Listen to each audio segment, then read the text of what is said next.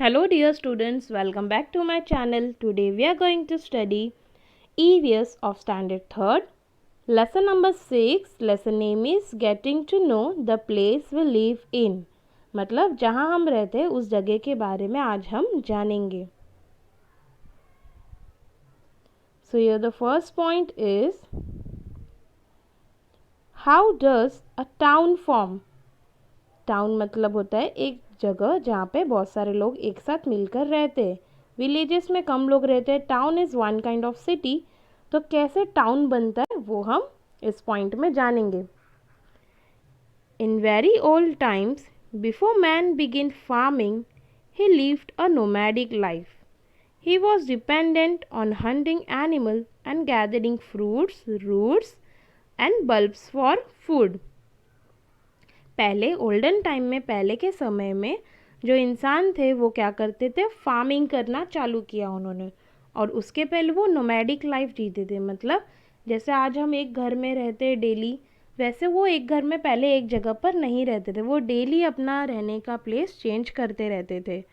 यहाँ से वहाँ वो ट्रैवल करते रहते थे और वो एनिमल्स को हंट करते थे खाने के लिए, और फॉरेस्ट में से फ्रूट्स, रूट्स और फ्रूट्स के जो बल्ब्स होते हैं वो खाते थे. Later man learn to grow crops. He began to settle where he found suitable land and water. और उसके बाद क्या हुआ, लोगों ने क्रॉप्स उगाना सीखा, मतलब फार्मिंग करना सीखा, और वो वहाँ पे रहने लग गए. जहाँ उन्हें अच्छी ज़मीन और पानी का सुविधा मिला वो वहाँ पर रहने लग गए और फार्मिंग करना शुरू कर दिया. People began to build houses in such places and settle there. और ऐसी जगहों पे वह घर बनाकर रहने लगे. They began to help each other in farming. Their houses were close by. The settlement were formed. और वो क्या करने लगे, अब एक दूसरे की फार्मिंग में हेल्प करने लगे, खेती में एक दूसरे की मदद करने लगे, और घर जो है वो आसपास ही होने लगे. एक दूसरे के बाजू बाजू में वो घर बनाने लगे और ऐसे सेटलमेंट फॉर्म हुआ. सेटलमेंट मतलब जहाँ बहुत सारे लोग एक जगह मिलकर रहते हैं उसे सेटलमेंट कहते हैं. The settlements began to grow bigger. Many settlements merge together to form villages. और ऐसे सेटलमेंट्स बढ़ते गए धीरे धीरे, और बाद में बहुत सारे सेटलमेंट्स एक साथ मिलके क्या बन गए, विलेज बन गए. People felt safer living in such settlement. और लोगों को सेफ लगने लगा ऐसे सेटलमेंट्स में रहने के लिए, मतलब एक साथ रहने के लिए उनको सेफ लगने लगा. As farming develops people had to do different kinds of work.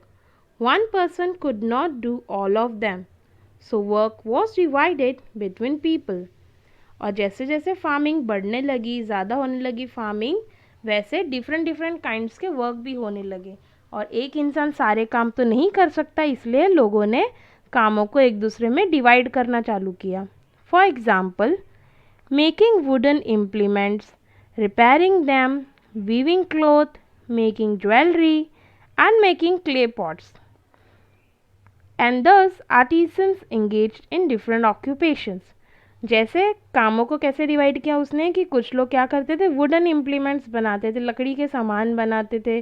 कुछ लोग रिपेयरिंग करते थे, और कुछ कपड़े सीते थे, कपड़े बनाते थे. कुछ लोग ज्वेलरी बनाते थे, और कुछ लोग क्ले के पॉट्स बनाते थे.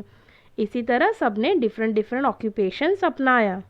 अब सब फार्मिंग करेंगे तो बाकी के काम कौन करेगा, ऐसा सोच के उन्होंने कामों को एक दूसरे में डिवाइड किया. Which are the different implements needed for farming? अभी आपको पता है फार्मिंग में कौन कौन से अलग अलग इम्प्लीमेंट्स लगते हैं. Collect information about the ancient and modern farming implement. आपको ये इन्फॉर्मेशन कलेक्ट करनी है कि एशियंट मतलब पहले के टाइम में क्या क्या चीज़ें लगती थी फार्मिंग करने के लिए, और आज के मॉडर्न टाइम में क्या क्या चीज़ें लगती है. Visit an agriculture exhibition. और एग्रीकल्चर एग्जीबिशन को अगर आप विज़िट करेंगे तो आपको ये अच्छे से समझ आएगा. Can you tell which historical buildings, monuments, objects etcetera are seen in your area. क्या आप बता सकते हैं बच्चों कि आपके एरिया में कौन से हिस्टोरिक मतलब पहले के ज़माने के बिल्डिंग्स, मॉन्यूमेंट्स ऐसे हैं, पता है आपको आपके एरिया में कौन सी चीज़ें ऐसी है? पहले के जैसे मंदिर हो गए, जैसे ताजमहल हो गया, ये सब पहले की चीज़ें हिस्टोरिक। क्या आपके एरिया में है ऐसा कुछ? अ विलेज, टाउन और city has buildings such as temples, caves, mosques, churches, memorials, forts, museums etcetera. अभी बहुत सारे गांव में पहले की हिस्टोरिक चीज़ें हैं, सिटी में भी है, टाउन में भी है, जैसे पहले के बिल्डिंग्स या मंदिर, गुफाएं, केव्स मतलब गुफा, और चर्च है, म्यूज़ियम है, फोर्ट है, किला है। ये सारी चीज़ें पहले की अभी भी है बहुत सारी जगहों पर। A place become known by this building, और ऐसे फेमस चीज़ों से वहाँ का प्लेस जो है वो जगह फेमस हो जाता है। They tell us about richness of the place, they help us to understand our history, और इससे हमें अपनी हिस्ट्री समझने में हेल्प होती है। This buildings are our treasures, they must be protected, to protect them is our responsibility.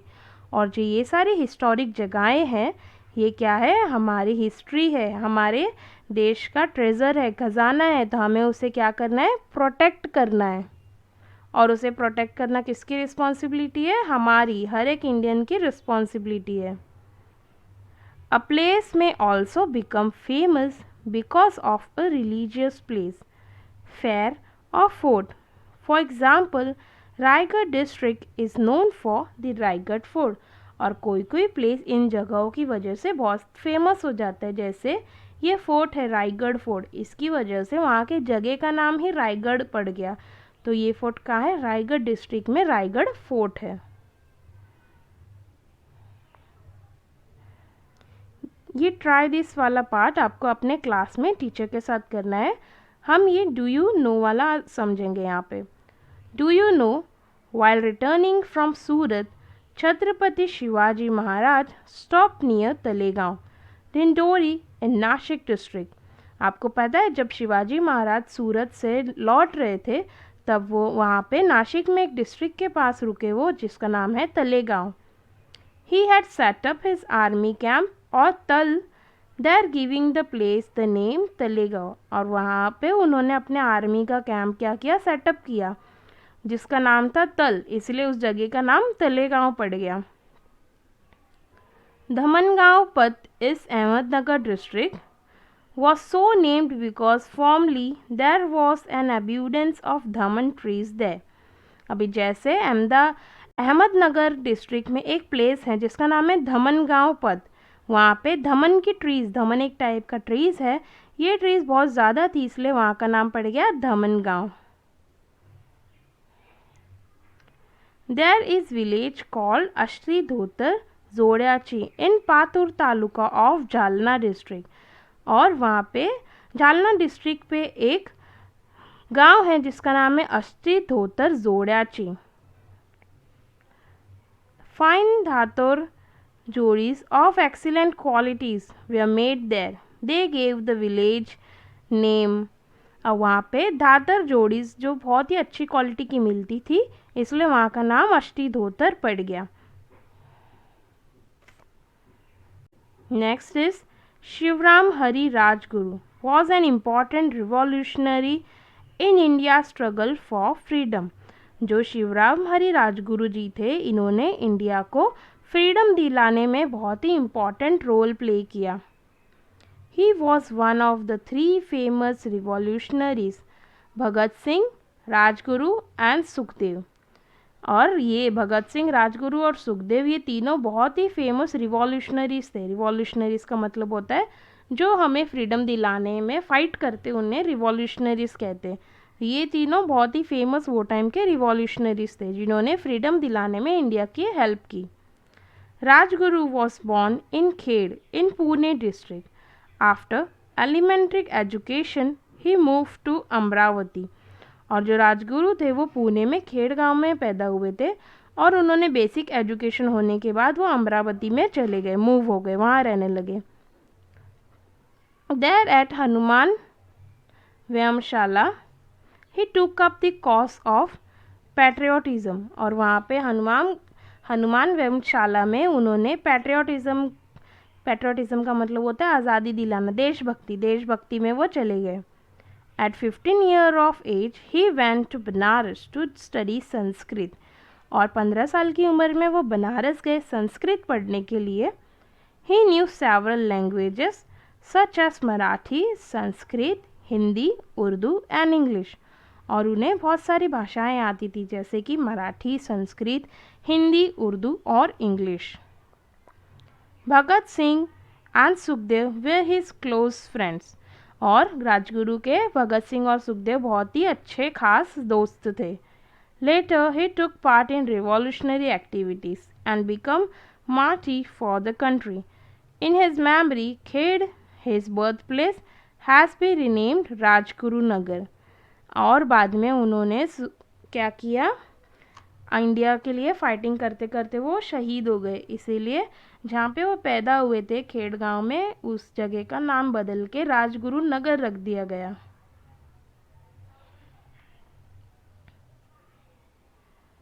World heritage day, 18 April is world heritage day. On this day पे a visit to fort और national monuments. अभी अपने India का world heritage day कब होता है? 18 अप्रैल को रहता है वर्ल्ड हेरिटेज डे। तो आपको क्या करना है, नेशनल मॉन्यूमेंट्स या फोर्ट पे जाना है, विजिट करना है। Learn about it's important, collect information about rules for protecting world heritage sites, और आपको इन्फॉर्मेशन कलेक्ट करना है कि ऐसे साइट्स को हमें कैसे प्रोटेक्ट करना है।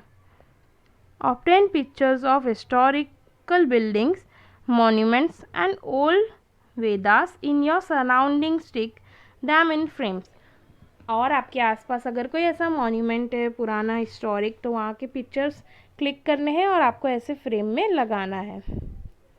Just as place become renowned because of forts और historical building, it is also gains renowned because of its people and their good deeds. Collect information about soldier, writer, artist etcetera in your neighborhood. Invite them to your school and interview them. Do you know Sant Gadge Maharaj real name was Debuji Jingraji Janorkar? जो गाडगे महाराज थे उनका असली name था Debuji Jingraji Janorkar. He belonged to Shengaon in Daryapur taluka of Amravati district, और वो कहाँ के थे? अमरावती डिस्ट्रिक्ट में एक शेनगांव करके नाम है, वहाँ के वो थे। संत Gadge Baba raised social awareness through कीर्तन, और उन्होंने क्या किया था? कीर्तन के थ्रू सोशल अवेयरनेस को बढ़ाया था। During his kirtan he would ask people question and answer them himself. Why are people poor? और उनके कीर्तन के टाइम पे वो क्या करते थे? लोगों से कुछ सवाल पूछते थे और खुद ही उसका जवाब देते थे। जैसे वो पूछते थे वाई आर पीपल पुअर, अपने लोग गरीब क्यों है? Because they do not have education, और खुद ही उसका जवाब देते थे कि क्योंकि वो पढ़े लिखे नहीं है, क्योंकि उनके पास एजुकेशन नहीं है। He appeal to the people to get educated, और वो रिक्वेस्ट करते थे लोगों को कि पढ़ाई लिखाई करें। He is known as one of the great saints of 20th century. His village will forever be remembered for his work in the service of people. और वो क्या थे? बहुत ही ग्रेट संत थे 20th century के लिए, और उनका गांव हमेशा उनके अच्छे कामों के लिए जाना जाएगा।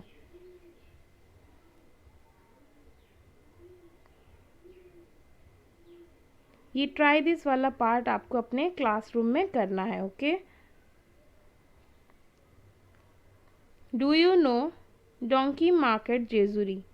People belonging to various castes and communities attend the fair of folk deities of masses in Maharashtra with reverence.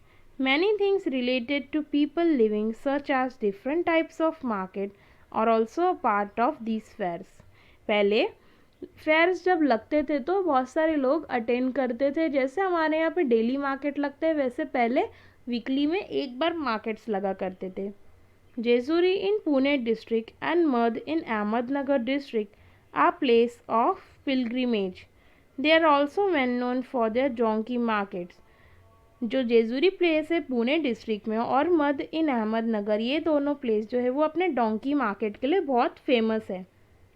Eight Malegaon another place of pilgrimage in Nanded district market is held for donkey and horses. Place come to be known for reasons such as this.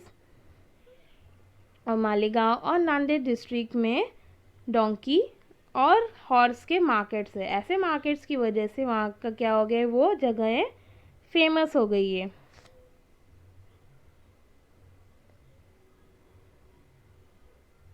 Think and tell, सोचो और बताओ।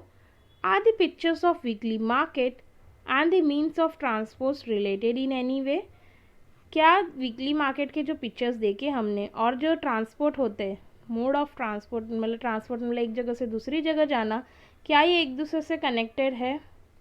Try this, find the name of person, place, relation, animal and vegetable hidden in the puzzle along. ये puzzle में से आपको कोई भी place का नाम, रिलेशन का नाम या जानवर या वेजिटेबल का नाम सर्च करना है। What we have learned, आज हमने क्या सीखा? Many settlements merge together and form a village. First point क्या सीखा हमने कि बहुत सारे जो सेटलमेंट्स है, छोटे छोटे लोग जहाँ रहते थे वो सब मिलके क्या बन गए, गांव बन गए, विलेज बन गए। As farming developed, people had to do different kind of work. और जब फार्मिंग बहुत डेवलप हो गया, बढ़ गया, तो लोगों को अलग अलग काम करना पड़ा। Some people became known for their historical building.